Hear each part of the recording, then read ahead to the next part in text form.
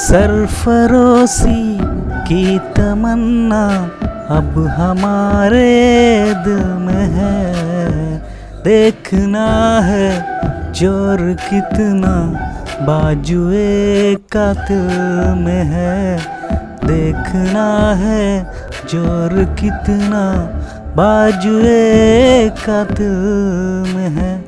तो फ्रेंड्स देखना है कि जोर कितना आपके बाजुए कातिल में है और लगा देना है पूरी अपनी जितनी भी आपका बाजुओं में जितनी भी ताकत है सारी ताकत लगा करके पढ़ना है मुझको, ठीक है। आप लोगों को पढ़ना है और बेहतरीन वे से प्रिपरेशन करनी है। तो आलोचना क्या है इसके बारे में मैं आज यहाँ पे बात करूँगा, ठीक है। आलोचना क्या होती है, आपका ही सिलेबस है, आपके जो बीए हिंदी का 3rd सेमेस्टर का जो सिलेबस है उसमें जो मैं पढ़ा चुका हूँ, उपन्यास क्या है, नाटक क्या है, कहानी क्या है, एकांकी क्या है। अगर वो वीडियो जो आप लोगों ने नहीं देखे तो डिस्क्रिप्शन बॉक्स में लिंक मिल जाएगी, वहाँ से जाके देख लीजिएगा उन वीडियो को। एक सीरियल से चल रहे हैं वीडियो, ठीक है, एक सीरीज वाइज। अब आज के वीडियो में आप लोग जानेंगे कि आलोचना क्या होती है और आलोचना किसे कहते हैं। तो फ्रेंड्स यहाँ पे आपके सामने स्लाइड दिख रही होगी कि आलोचना क्या है। तो आलोचना जो होती है क्या होती है कि आलोचना शब्द लुच धातु से बना है। किस धातु से बना है फ्रेंड्स? लुच धातु। लुच क्या होता है? लुच का मतलब यहाँ पे मैं आपको बताऊंगा।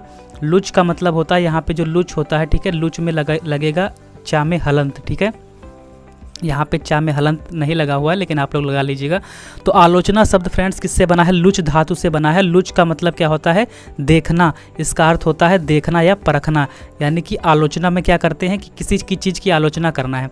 अगर मैं मान लीजिए आप हैं, ठीक है, मैंने कोई पुस्तक लिख दी, अब आप उस पर आलोचना करेंगे, उस पुस्तक को देखेंगे कि हाँ क्या इसमें सही है, कुछ पॉइंट्स सही भी हैं और कुछ पॉइंट्स जो आपके समझ में आएंगे तो उस पर आलोचना करेंगे कि हाँ ये पॉइंट्स यहाँ पे ये होना चाहिए, ये गलती मतलब है इसमें, और कुछ जो सही होगा, जो उसमें गुण होंगे, जो उसके क्वालिटी होगी, वही बताएंगे कि हाँ यहाँ पे ये सही है, ठीक है। तो आलोचना का मतलब होता है किस चीज़ को देखना है, फिर परखना, ठीक है, दृष्टि, ठीक है। तो लुच का मतलब होता है, देखिए लुच अगर आप आँख का पर्यायवाची जानते होंगे तो आँख का पर्यायवाची शब्द क्या होता है? नयन होता है, चक्षु होता है, ठीक है, और लोचन होता है।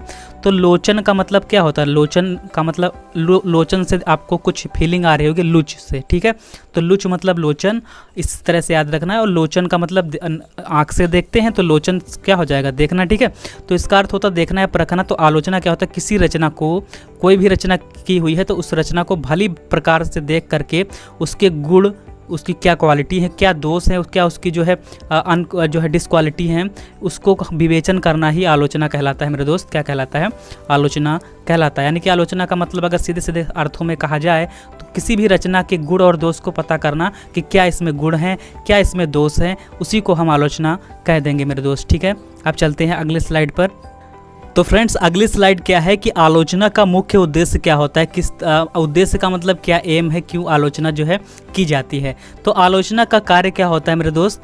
आलोचना का कार्य होता है कि कवि मतलब जो कवि होते हैं और उनकी कृति जो वो रचनाएं करते हैं उसका यथार्थ मूल्य प्रकट करना, कि उसका जो है जो उनकी कृति है, जो उनकी रचनाएं हैं उसका मूल्य क्या है, किस प्रकार की रचना है, क्या उसके गुण हैं, क्या उसके दोष हैं, ठीक है। इसके लिए कृति में व्याप्त गुणों का उद्घाटन किया जाता है, मतलब उसके जो गुण होते हैं उसकी क्वालिटी बताई जाती है और दोषों का विवेचन, यानी कि क्या दोष है, क्या गलती है, आपको सुधारना है, इसका जो है विवेचन करना तो आलोचक का कार्य है ही, ठीक है। आलोचक का कार्य यही होता है कि उसके जो गुण होते हैं उसका उद्घाटन करना और दोषों का विवेचन करना तो आलोचक का कार्य है ही। लेकिन क्या होता है कि साथ ही समाज में और अन्य कलाकृतियों, जो अन्य कलाकृतियाँ होती हैं उसके बीच भी उस कृति का क्या स्थान और महत्व है। यानी कि जो रचना मान लीजिए भारतेंदु हरिश्चंद्र जी ने, या फिर भारतेंदु हरिश्चंद्र तो खुद ही एक आलोचक रहे हैं, ठीक है, बहुत बड़े आलोचक रहे हैं, आलोचकों के सम्राट कह सकते हैं आप उनको। तो जैसे कि किसी चीज़ जो है मान लीजिए तुलसीदास जी की रचना है, ठीक है, तो तुलसीदास जी की रचना रामचरितमानस है। तो उसमें अब रामचरितमानस पर तो कोई दोष उठा नहीं सकता। मान लीजिए किसी और की कोई रचना है, ठीक है, कोई रचना मान लीजिए एक्स है, ठीक है, मैथ के स्टूडेंट हैं अगर आप लोग तो समझ सकते हैं, एक्स कोई रचना है तो उस रचना में क्या गुण है, क्या दोष है, ये तो आलोचक का कार्य है ही पता करना। बट उसके साथ साथ क्या है कि समाज में अपनी सोसाइटी में और अन्य कलाकृतियों के बीच में, जैसे अन्य कृतियाँ हैं यानी कि जो दूसरी रचनाएं हैं उनकी उन रचनाओं के बीच में उस रचना का जो एक्स रचना है उसका क्या स्थान है, मतलब किस स्थान पे आ रही है, अच्छी है या फिर बुरी है, उसका उस स्थान के महत्व को भी बताती है। ठीक है, क्या स्थान है और महत्व है, यह स्पष्ट करना भी आलोचक का उद्देश्य है। जो है उम्मीद करता हूँ कि आपको ये कठिन जो यहाँ पे लाइनें लिखी हुई हैं उसको मैं आसान तरीके से समझा जो है आपको समझ में आ रही होंगी। ठीक है, और फिर चलते हैं अब आगे नेक्स्ट स्लाइड पर। तो फ्रेंड्स नेक्स्ट स्लाइड है आपके सामने कि आलोचना के क्या प्रकार हैं। ठीक है, देखिए आपका जो सिलेबस है उसमें थोड़ा थोड़ा छोटी छोटी परिभाषा संक्षिप्त में दिया गया है, मगर मैं आपको डीपली बता रहा हूँ, जिससे कि अगर आपका जो सबसे पहला टॉपिक है उसमें सब डीपली है तो डीपली भी आपका कवर होगा और साथ में शार्ट भी आपका कवर होता चलेगा। तो आपके 2 टॉपिक जो है ख़त्म हो जाएंगे, 2 चैप्टर आपके समाप्त हो जाएंगे। ठीक है, इसी में तो आलोचना के क्या प्रकार होता है, तो आलोचना के प्रकार जो है निम्न है। कौन कौन से, एक होता है आपका शास्त्रीय आलोचना। कौन सा, शास्त्रीय आलोचना, सैद्धांतिक आलोचना, निर्णयात्मक आलोचना, व्याख्यात्मक आलोचना, ऐतिहासिक आलोचना, मनोवैज्ञानिक, मार्क्सवादी आलोचना। ठीक है, कितनी आलोचनाएं होती हैं, 7 प्रकार की आलोचनाएं होती हैं।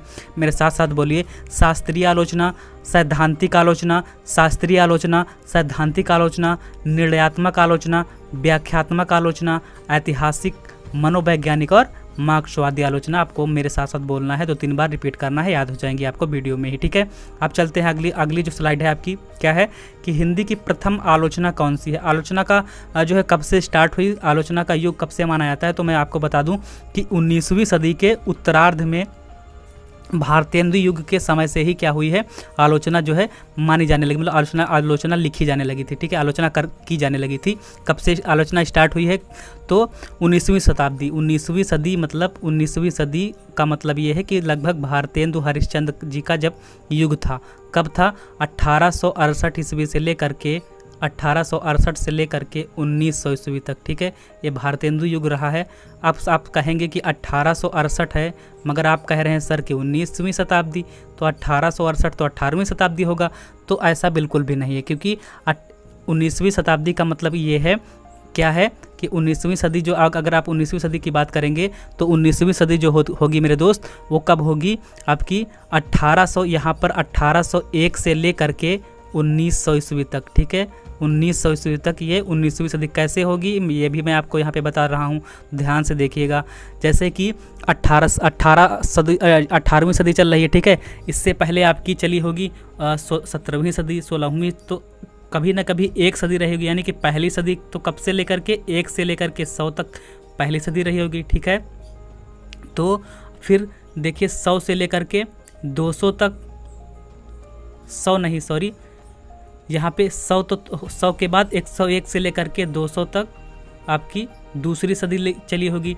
ठीक है, फिर 201 से लेकर के, देखिए ध्यान दीजिएगा, 201 से लेकर के आपकी 300, ठीक है, 300 तक क्या होगी, तीसरी सदी। तो देखिए यहाँ पे जब तीसरी सदी स्टार्ट हुई तो 3 से 1 कम 2, ठीक है, यानी कि 201, तो तीसरी सदी जो है 201 से 300 स्टार्ट हुई। ठीक है, इसी प्रकार से चौथी सदी जो होगी तो 301 से लेकर के 400 तक। ठीक है, तो 19वीं सदी क्या होगी, 19वीं अगर बात करें तो 19 से 1 कम क्या होगा, 1800 से लेकर के 1801 से लेकर के आपका 1900। ठीक है, उम्मीद करता हूँ समझ में आ गया होगा बेहतरीन वे से आपको, क्योंकि इस चैनल पे आपको बेहतरीन वे से ही पढ़ाया जाता है। तो अगर आप चैनल पे नए हो तो चैनल को सब्सक्राइब कर सकते हैं। ठीक है, अगर आपको अच्छा लगे तभी आप कीजिएगा, आपको ज़बरदस्ती कोई भी नहीं है। तो मैं यहाँ पे बात कर रहा हूँ कि हिंदी की प्रथम आलोचना कौन सी है। तो हिंदी की प्रथम आलोचना क्या है कि पहली पुस्तक भारतेंदु की पुस्तक कौन सी है, भारतेंदु जी की नाटक। ठीक है, इन्होंने नाटक लिखा था और नाटक 1883 ईस्वी में। भारतेंदु जी का मैंने युग बताया कब से, 1868 से 1900, बहुत मोस्ट इंपॉर्टेंट है। उसके बाद द्विवेदी युग स्टार्ट होता है 1900 से 1920, तो 1900 ये आपको जरूर याद रखना है, 1800 से 1900 भारतेंदु युग।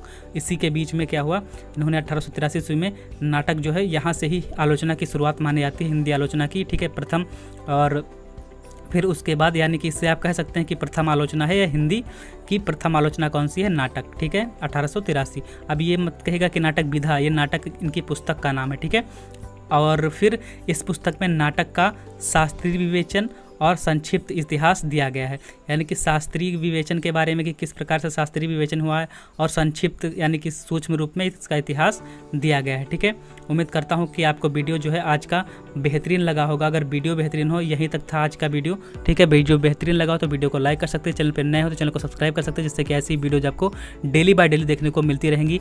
अगर आपको किसी भी प्रकार की कोई भी परेशानी हो, दिक्कत हो, ठीक है, तो आप क्या कर सकते हैं, कमेंट सेक्शन में कमेंट सेक्शन खुला हुआ है, वहाँ पे कमेंट कर सकते हैं। और बाकी आप मेरी सोशल मीडिया लिंक्स आपको डिस्क्रिप्शन बॉक्स में मिल जाएंगी, वहाँ पर जाकर मुझे फॉलो कर सकते हैं। और बाकी जो भी दिक्कत हो आप मुझे पर्सनल भी मैसेज कर सकते हैं, व्हाट्सएप नंबर दिया गया होगा। तो आज के वीडियो में इतना ही, मिलते हैं नेक्स्ट वीडियो में। तब तक के लिए जय हिंद, जय Bharat, take care, bye bye, love you.